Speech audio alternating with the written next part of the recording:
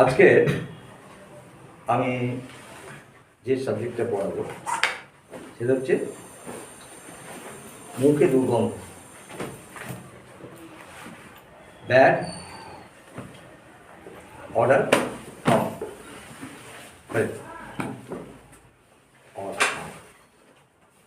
তো মুখে দুর্গন্ধ এটা একটা বার্নিং প্রবলেম। আমরা জানি যে অনেক সময় এই মুখে যে দুর্গন্ধ, এই দুর্গন্ধের জন্য কত ক্ষয়ক্ষতি হতে পারে। কোনো ব্যক্তি সে যখন অন্যের সঙ্গে কথা বলে,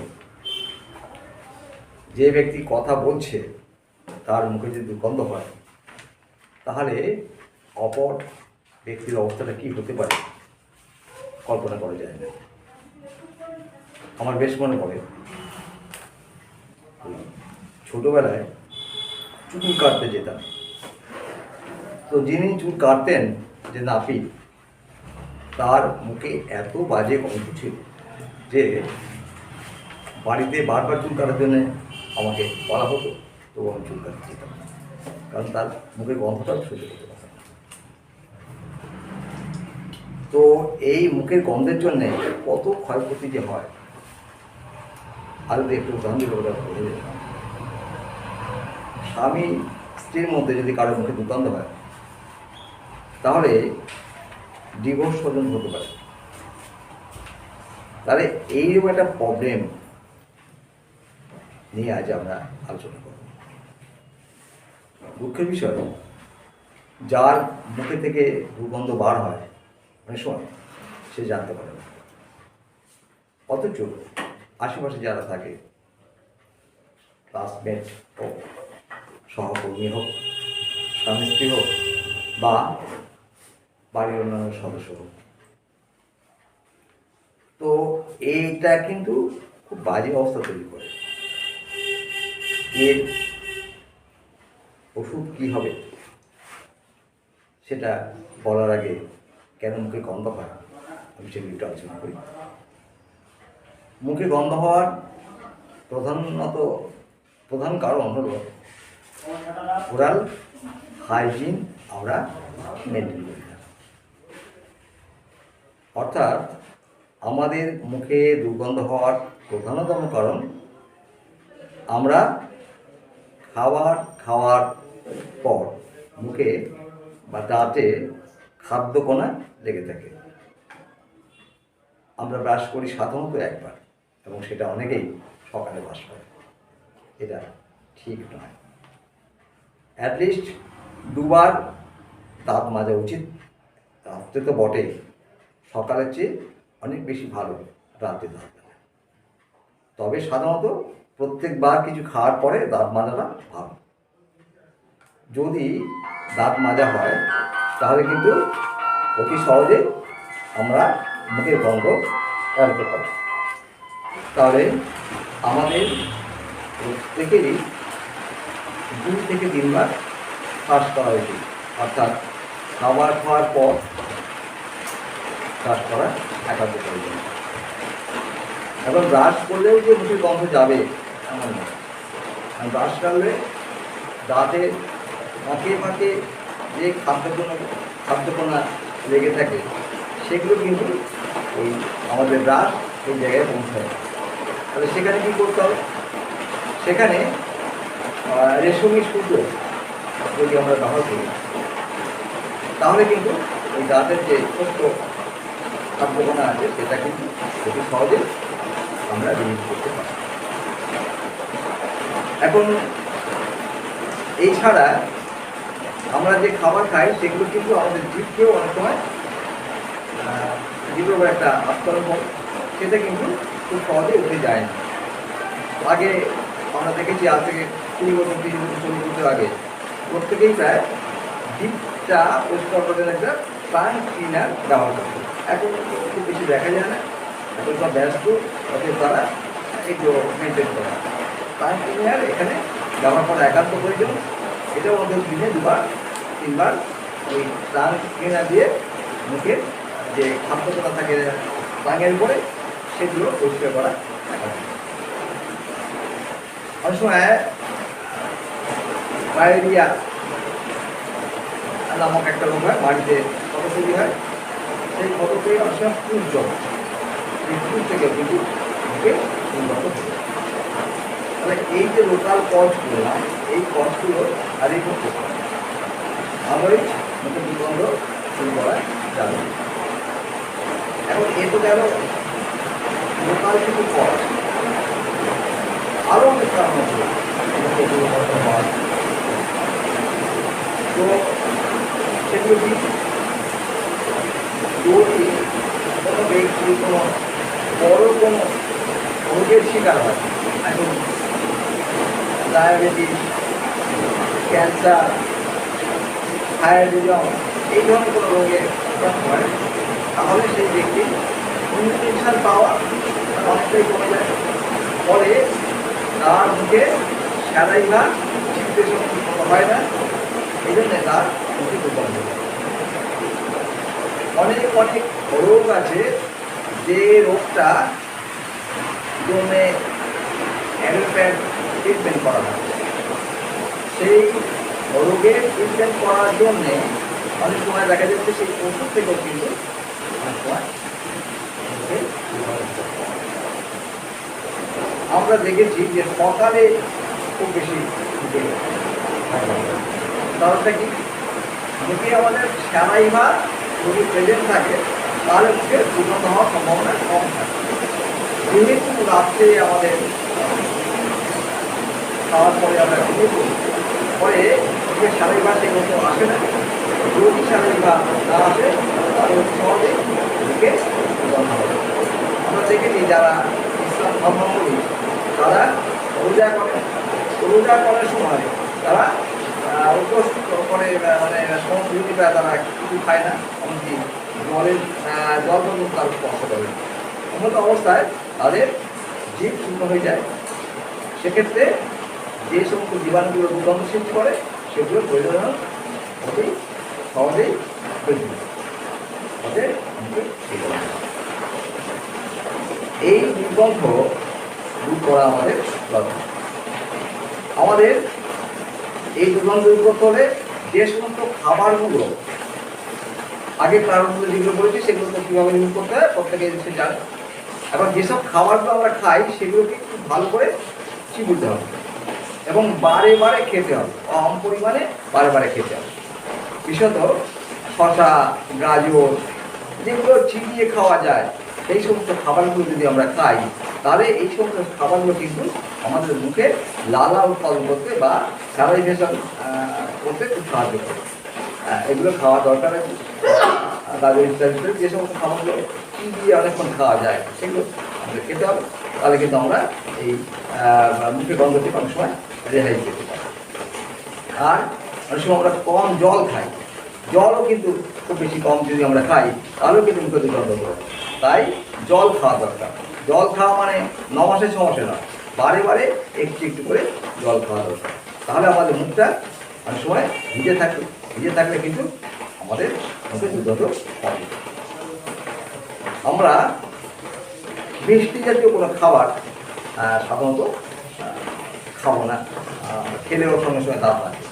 রাত্রের দিকে যেন মিষ্টি জাতীয় খাবার আমরা না, চিনি বা চিনি দিয়ে প্রস্তুত যে কোনো ধরনের খাবার আমরা তার থেকে বিরত থাকবো, কারণ চিনি দাঁতে গোড়া জমে সেখানে কিন্তু ওই যে সমস্ত জীবাণুগুলো আমাদের মুখে দুর্গন্ধ ইনক্রিজ করতে সাহায্য করে তাদের বেরিং স্টেজটা অনেক বেশি, খুব বেশি বংশবিস্তার করে এই মিষ্টি জাতীয় কোনো খাবার। তাহলে এই ধরনের খাবার থেকে আমাদের বিরত থাকবে। মুখে দুর্গন্ধ হওয়ার যে কারণগুলো বললাম, এছাড়া আরও কিছু কারণ আমরা জানতে চাইছি, যে কারণগুলো কিন্তু ওই মুখে দুর্গন্ধর একটা ভালো কারণ। সেটা কি, যদি টোবাকো জাতীয় করে খাবার, অর্থাৎ কেউ যদি বিড়ি, সিগারেট বা দোক্তা, খৈনি এই ধরনের খাবারগুলো খায় তাহলে কিন্তু তার মুখে একটা দুর্গন্ধ হয়। শুধু তাই না, অ্যালকোহল যদি খায় সে কেমন, তাতেও তার মুখে একটা দুর্গন্ধ তৈরি হতে পারে।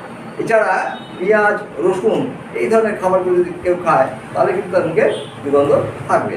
হ্যাঁ, এগুলোকে রিমুভ করা খুব মুশকিল যদি এইসব জায়গা থেকে সে শরীরে না আসে। পেশেন্ট যদি মদ খাওয়া না ছাড়ে তাহলে মুখে দুর্গন্ধ যাবে না, শুধু ওষুধ খাইয়ে যাবে না। যদি যে দোক্তা খায়, খৈনি খায়, গুটকা খায়, তাহলে যদি এগুলোকে না ছাড়ে তাহলে মুখে দুর্গন্ধ যাবে না। এগুলোকে রিমুভ করার সঙ্গে সঙ্গে খেতে হবে তাকে, তাহলে তার মুখে দুর্গন্ধ চলে যাবে। তাহলে আমরা কেন মুখে দুর্গন্ধ হয় এবং কি করলে সেই দুর্গন্ধ থেকে আমরা অনেকটা দূরে থাকতে পারি সে কথা আলোচনা করলাম। কিন্তু একটা কথা বলতে হয় আমাদের, যে অনেক সময় আননোন কজ, কোনো কারণ পাওয়া যাচ্ছে না। হ্যাঁ, কোনো কারণ পাওয়া যাচ্ছে না। যদি কোনো কারণ না পাওয়া যায় আর যদি মুখে দুর্গন্ধ হয় তাহলে তাকে রিমুভ করা খুব মুশকিল। কিন্তু মহাত্মা হ্যানিম্যান তিনি এমন কিছু ওষুধ আবিষ্কার করে গেছেন, হ্যাঁ, সেই ওষুধগুলো যদি আমরা সিমটোমেটিক প্রয়োগ করতে পারি তাহলে কিন্তু আমরা যে কোনো মুখের গন্ধ শুধু নয়, যে কোনো ধরনের কঠিন রোগ থেকে আমরা অতি সহজে মুক্তি পেতে পারি। তবে হ্যাঁ, কথাটা মনে রাখতে হবে, যারা সিঙ্গেল মেডিসিন প্রেসক্রিপশন করেন, একটা ওষুধ দিয়ে চিকিৎসা করেন, তারাই মাত্র যে কোনো ধরনের বড় রোগকে সারাতে সক্ষম। হোমিওপ্যাথিতে একাধিক ওষুধ, নিশ্চিত ওষুধ, বায়োকেমিক বা পেটেন্ট ড্রাগ দিয়ে আমরা যদি চিকিৎসা করতে থাকি তাহলে কিন্তু এগুলো অতি সহজে সারবে, মানে কোনো রোগী সহজে সারবে। এখন আমরা দেখে নিই আমাদের কী কী ওষুধ আছে যেগুলো মুখে দুর্গন্ধ দূর করতে পারে। তো মুখে দুর্গন্ধ দূর করতে পারে এই ওষুধগুলোর নাম বলা আমার পক্ষে মুশকিল। কেন না, আমাদের যতগুলো ওষুধ আছে, হ্যাঁ, আমাকে যদি কেউ মুখের দুর্গন্ধ দূর করার জন্য বলে তাহলে আমি ওই 4500 ওষুধ যা আমাদের আছে তাকে কোনটা প্রয়োগ করবো আমি বিভ্রান্ত হয়ে যাবো।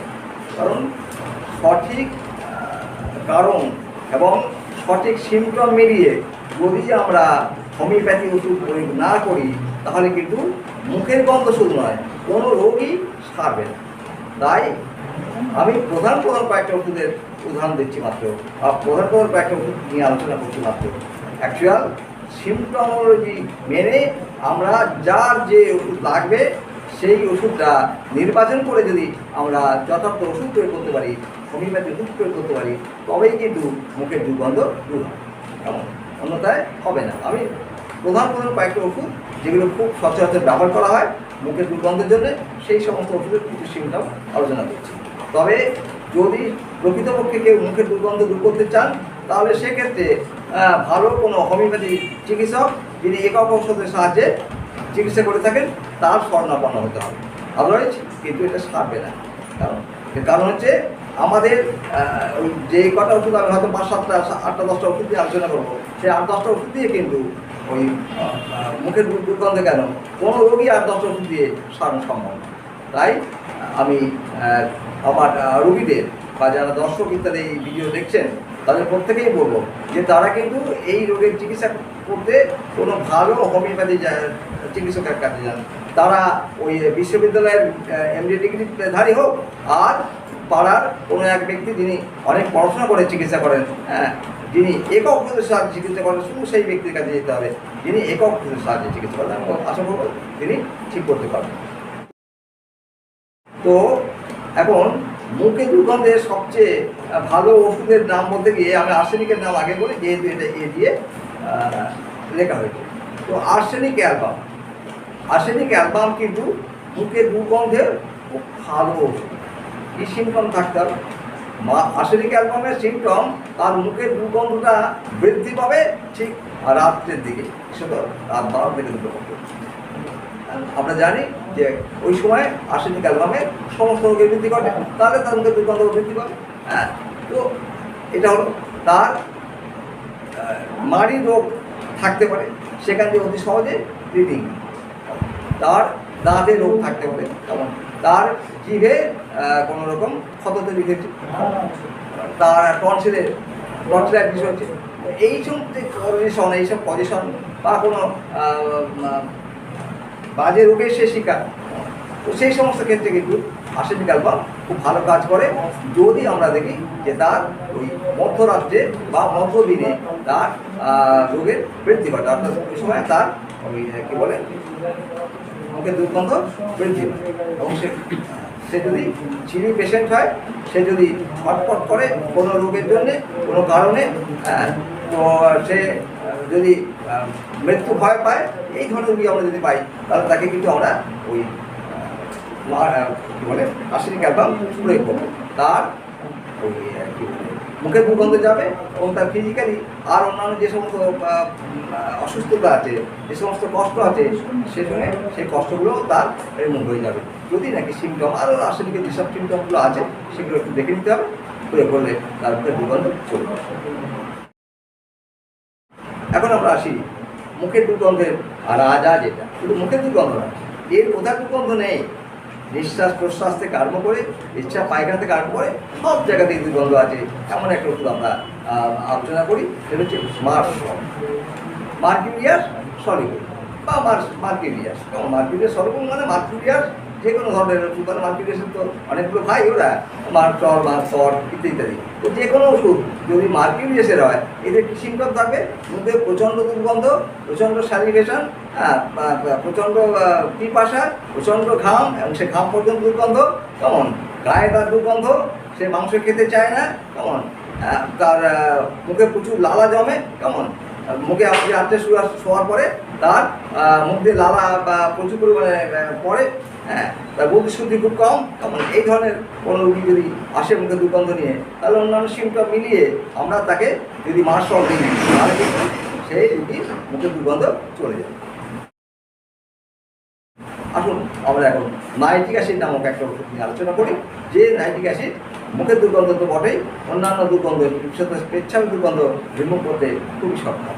আর নাইট্রিক অ্যাসিডের রুগী সম্পর্কে আমাদের বলতে গেলে, মুখে এদের কী হয়, অতি সহজেই রক্ত পড়ে। নাইট্রিক অ্যাসিডের রক্ত সফট ওষুধ, অতএব এর মুখ দিয়ে, দাঁতের গোড়া দিয়ে বা মানে কোনো জায়গা থেকে রক্ত পড়ছে, মুখের যে কোনো জায়গা থেকে রক্ত স্রাব হচ্ছে, এবং সেটা জমে দুর্গন্ধ তৈরি হচ্ছে। এরা খুব বেশি রাগই হয়, কারণ প্রচণ্ড রাগ, এবং এদের কী বলে, যদি একটু অ্যাপলজি চাওয়া হয়, এদের কাছে যদি ক্ষমা চাওয়া হয়, তাহলে তারা এদের রাগের নিবৃত্তি ঘটে না। এরা প্রতিহিংসা পরায়ণ, কমন এরা খুব বেশি ভীত, এরা খুব বেশি দুর্বল, শরীর অত্যন্ত দুর্বল, এরা শরীর এদের অত্যন্ত দুর্বল। এছাড়া এরা ওই যে সমস্ত খাবারগুলো সাধারণত ডাইজেস্ট হয় না, সেই সমস্ত খাবারের মধ্যে তাদের আসক্তি থাকে, যেমন স্পঞ্জি, চুন, এই ধরনের খাবারগুলো এরা খেতে অভ্যস্ত। এদের সাধারণত পায়খানা পাতলা হয়, শক্ত পায়খানা এদের সাধারণত হয় না। এদের শুধু মুখে দুর্গন্ধ নয়, এদের সমস্ত স্রাব, সে নেজাল স্রাব হোক, তারা পায়খানা হোক, কারণ পেচ্ছাপ তো বটেই, প্রচণ্ড দুর্গন্ধ থাকে। এই ধরনের পেশেন্ট যদি পাই, যদি সে টিডি হয়, তাহলে তাকে আমরা ওই প্রয়োগ করবো কি, মুখের দুর্গন্ধে আমরা প্রয়োগ করবো নাইট্রিক অ্যাসিড। তাহলে ওই মুখের দুর্গন্ধের সঙ্গে তার ফিজিক্যাল যে সমস্ত অসুস্থ বা যে সমস্ত চিহ্ন ফুটে পেয়ে উঠেছে, যেগুলো রোগ হিসাবে পরিচিত, সেগুলো কিন্তু রিমুভ হয়ে যাবে যদি নাকি অন্যান্য সিমটম মিলে যায়। এখন আমরা আরও দু একটা ওষুধের আলোচনা করি। ওই ব্যাপটেশিয়া নামক একটা ওষুধ আছে, যে ব্যাপটেশিয়া মুখের দুর্গন্ধ শুধু নয়, তার সমগ্র শরীরের বিভিন্ন স্রাব থেকেই প্রচণ্ড দুর্গন্ধ ছাড়ে।